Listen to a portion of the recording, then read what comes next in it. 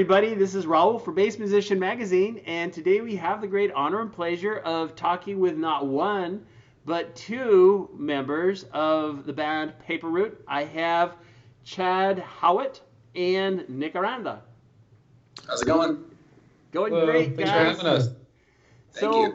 You may be wondering because Paper Route is actually a trio, and the missing member of the band is JT Daly,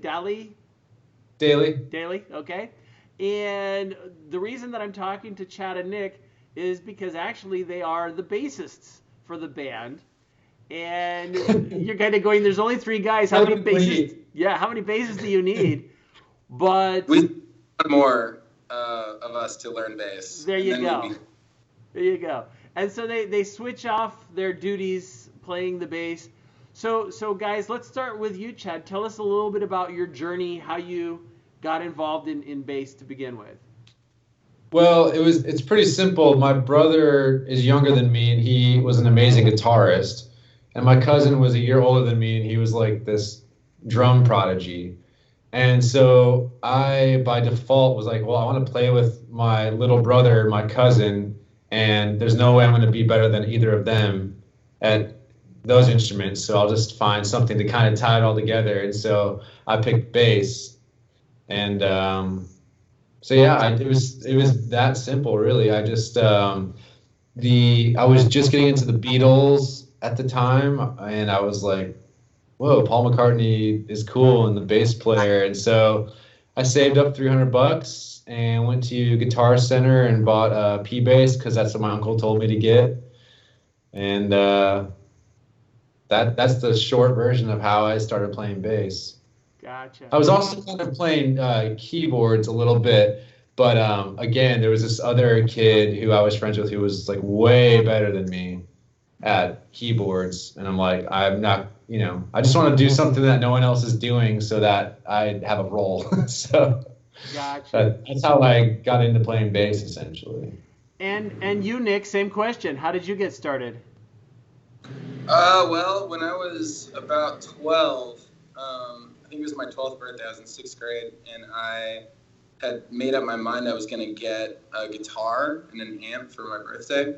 That's what I was going to ask for, and it's because my neighbor had an electric guitar. He had like a Tele, and his friend showed him the power chord, and we learned like every Green Day out. Every song on a Green Day album in like a week. So we were like, oh my gosh, like I'm going to get one, we're going to play. And I went to school to tell my friends about it.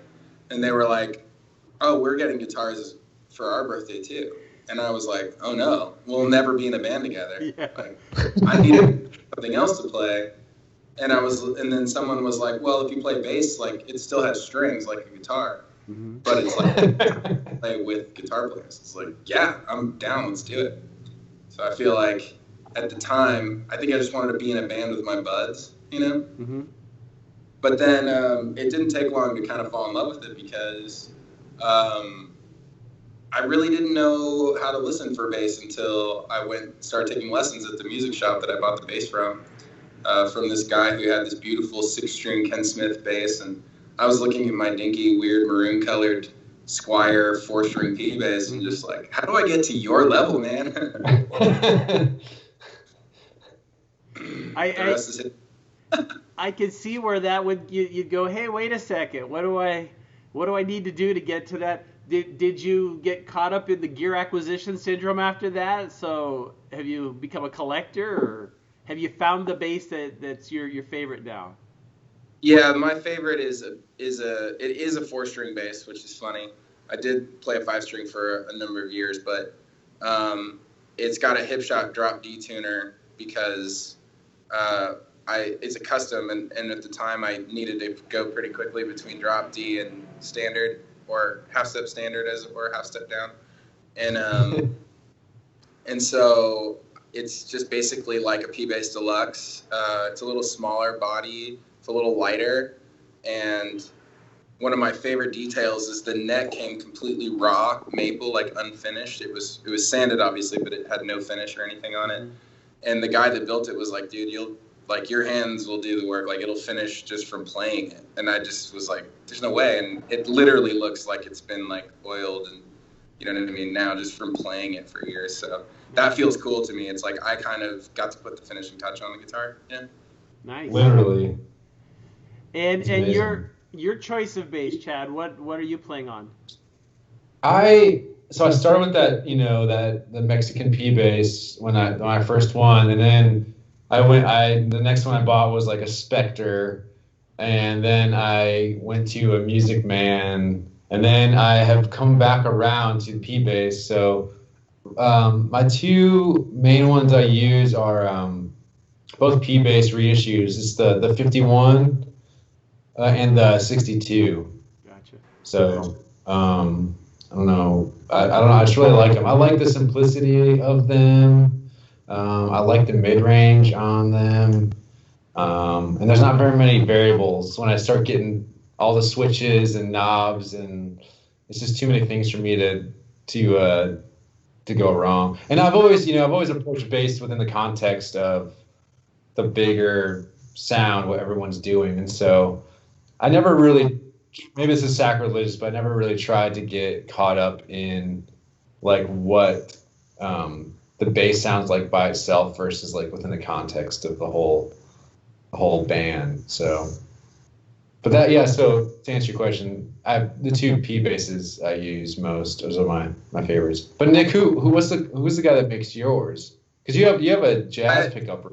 California. His name's Michael Tuttle. I don't know if you've ever seen his stuff before. He does a lot of electric guitars too, so maybe you would have seen those. But he worked for a guy named Don Grosh for a while in his shop. Grosh Guitars, I think, is still making some of those like relic classics down there. And they both came from the Gibson factory, the custom shop there. So they kind of started doing their own thing. But it's cool, like just that little bit of, you get to kind of put your own personality on it. And sure. I need two pickups. I need it to have a precision pickup that can just be played as a P bass, but I also have to have something to blend just because I just feel like there's some color that you get from kind of just like light finger style stuff with split pickups that's just so much fatter than P bass will sound on its own. And, or you can, wear your arm out completely trying to pick it that hard by the bridge to get that kind of, tone out of it. So. Gotcha. Well, and I think for the majority of musicians, it's a question of kind of sampling and trying and see what fits you and kind of adapting to the instrument until you can get to a level where you've got a luthier that's willing to do a signature instrument for you, where you already have to know enough about what you want to tell them, hey, this is how I want this. And I've seen a couple, actually, I think at some of the last NAMM shows, where not only have they gone simple, but the bass, all it has is an on and off switch. They're like, yeah, I'm not going to mess with it. I'm up for that. I am down. They're like, yeah, I don't want an EQ. I don't want to tell what pickups. I want it full bore, everything, whatever's there. Just I want to go, and I'm going to let the sound engineer do what he's going to do with it and adjust it and, mix it up and make it sound how it's supposed to sound. Especially for like performance, because, like when we play live, I'm playing bass, but I'm also playing keys in the same songs and singing, and I have an SPD sampler. So I'm like staying really busy. And so I don't have time to get into the minutia of if my bass, every single knob is in the right place. So that on-off switch, that sounds awesome to me, because that's essentially how I basically roll my volume and my tone all the way up, and that's my tone, and I've got my pedal, my chain. I do have a pedal chain, so it's not just a raw sound. Like I have it how I want it, but the simplicity of the on-off switch, that would be the Chad Howat custom model. I like that. What's my quote, Nick? I don't do subtlety. That's true. True statement. That's what makes you a great. There you go. So that's why Nick and I are together, the yin and the yang. There we go. So talking about the group itself, the trio, how did you guys get started?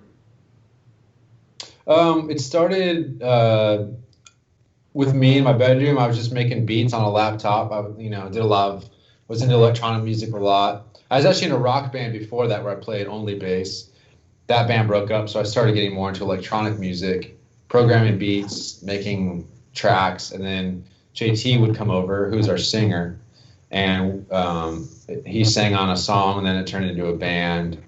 Fast forward, a decade later, we've toured around the world a few times, and we lost a couple other members, and we've been friends with Nick for a while, and we needed a guitarist and backup vocalist, and we didn't know if Nick could sing or play guitar, but we knew he was a great musician because of his bass playing skills, and we're like, can you like audition for our band as a guitarist, because like we like to hang out with you and we know that you're a musical person.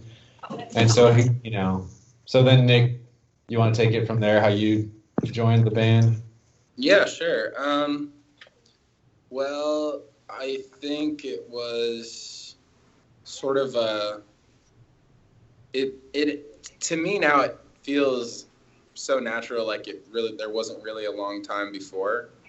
You know what I mean? I know there was.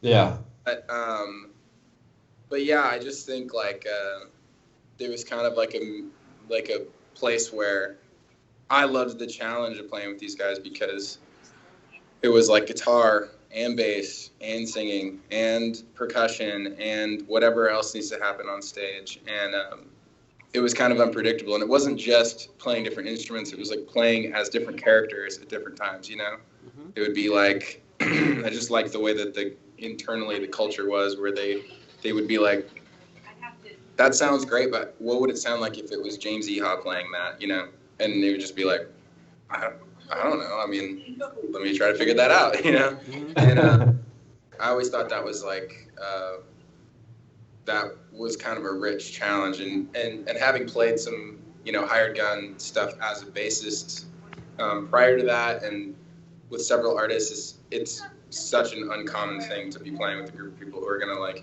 ask you to take a risk on stage when you're representing them versus, normally it's like play it as safe as you can, just do exactly, please don't mess up, just do your thing, like I'll handle the rest kind of, and that difference like felt like I knew that, you know what I mean? That's why I think it feels like I've been with the guys longer than I even have at this point, because it's like we were already in tune on that at the time, ahead of time. So, yeah. Cool. And how long has the band been together so far? I think it's maybe 11 years. Wow. Yeah. But we didn't really start touring heavily till about 2008. So that was about 9 years ago. Gotcha. But, yeah. And if I remember correctly, you guys had released a third album just in December. What, Real Emotion? Yeah, I think it was a little bit. Actually, what was it? In September? It was about September. So we released Real Emotion, which is our third full length. It's our first on Sony, and we recorded it. A lot of it we recorded ourselves, and we rented a house and moved all of our gear into this house in the hills of Tennessee, and set up our studio in there, and we're just creative for a month straight to kind of jumpstart the record making process. So it was a lot of twists and turns after that, and but Nick joined the band in the middle of that process, like as a full-blown band member, and he immediately started contributing on a level that we hadn't seen before, because it was just JT and I at that point, and we really needed that third person. We needed that, the Trinity, if you will, So, and he comes from JT and I have been working together for so long that a lot of our influences and background is like very similar. And we're both from the Midwest, we're both the same age. And Nick, coming from the West Coast, kind of grew up in a totally different culture, listened to different things. So yeah, he brought like a different flavor to it. And so the album definitely sounds like Nick's personality is all over it. More from a guitar standpoint, probably, but like definitely like the bass playing is better than any of the other records, I think. And I know a lot of times they kind of pigeonhole bands into a genre to try to identify what it is, and they've got you guys in alternative rock. Is that a reasonable description? Alternative. Depends what we're the alternative to, I guess. I don't know. Well, and I had this discussion with another guy because he's playing with a group and they've got them pegged in progressive rock. But that's also a pretty wide field, because I know that when you hear prog rock, a lot of times I was thinking of some friends that are playing some pretty radical, cutting edge kind of stuff, and yet this band, their sound reminded me more of like Styx and kind of more of the retro stuff. But then as he explained it, he's like, but we are being progressive because nobody's playing this kind of stuff. This is our sound now, so it's progressing in its own way. So how would you describe your music? I did listen. It's amazing how much sound you get for three guys. That's always one of the things with trios that blow me away. I watched a video and there was some drummer in a mask. I'm kind of going, well, they needed some help from a fourth, but they kept him anonymous. Well, when we play live, we do have a drummer that comes with us, but we've kind of created a system to get as much sound as possible without having to bring 30 friends on stage every night. Gotcha. So, entirely reliant on tracks. We've developed ways to perform things that would typically just be thrown on a track. Just feels like you're actually getting a performance out of it instead of just feeling super stuffy, Yeah, we never want to get comfortable too much on stage. We always want it to be a challenge. We always want to break a sweat in order to execute it. And, we're not going to travel 3,000 miles to have a computer do the heavy lifting, which a lot of people do, and that's fine for what they want to do. But it's just, we want to feel accomplished by the time we walk off stage. Anyways, to get back to your original question about describing ourselves, I think alternative rock works. I don't know. I think so. I don't even know. I would say you could pick at random any one of our favorite bands, and they would be an alternative rock band in a way. Sorry. Under arrest from bass. They found you, Nick. Yeah, Nick is in hiding. Yeah, the fact that you're wearing look at his shirt. He just escaped prison. I know the stripes. I saw that. I didn't know I was right by a fire department. Well, there you go. Those bass licks are too hot. There you go. Well, back to what we were saying. That these are the great things about live interviews like this. That you have some interesting little tidbits there. So I'd seen the Chariots single, and again, you guys are obviously in a kind of a production mode. What are you working on now? What are we looking forward to in the near future? Well, we're going to be getting back on the road pretty soon. So we're developing a new kind of touring experience, something we haven't tried before. So we just had our first rehearsal for that yesterday, and I think it went pretty well. But other than that, we just finished shooting a music video for our current single, which is called Balconies. I don't know, Nick, what else? Well, we're just really interested in finding ways to release new material, be it music or interesting archival footage and that kind of stuff. And so we have a big giant stack of stuff that we're trying to develop and get out the door. In the meantime, there's another siren coming, it sounds like. Hold on. But yeah, we're just trying to figure out how to spread word about the music, the record we just made, the latest single, the video, and just kind of still releasing content to extend the shelf life of the album experience, you know. Gotcha. So. And if somebody wants to find out more about what your guys are doing, where's the best place to look? Well, the most obvious thing would be probably paperrouteonline.com. Okay. And then we're pretty active on Twitter as well. And our Twitter handle is Paper Route. It's just Paper Route, right, Nick? It is, at Paper Route. Yeah, it's just Paper Route. But there's and then Paper Route Music for Instagram. We're not very uniform with all of our social media handles, but, you know, having Paper Route, you know, somebody was bound to get it first. So, sure. So yeah, I would say paperrouteonline.com or just Paper Route on Twitter, because we're pretty active. We update stuff. Put it on one of the things. Probably it'd be better for like Tumblr though. We've been more active on Tumblr and been a lot more interested in SoundCloud lately, and just some of the very commonly used like social media sites that aren't necessarily like the top three. Mm-hmm. You know, Twitter's great, but it's just a momentary thing. Instagram is the same way, and we kind of really believe in being able to create a world, and your invitation could be through Twitter and Instagram, through our website, through seeing us. But if you kind of dive deep, there's always a deeper level, you know? Yeah.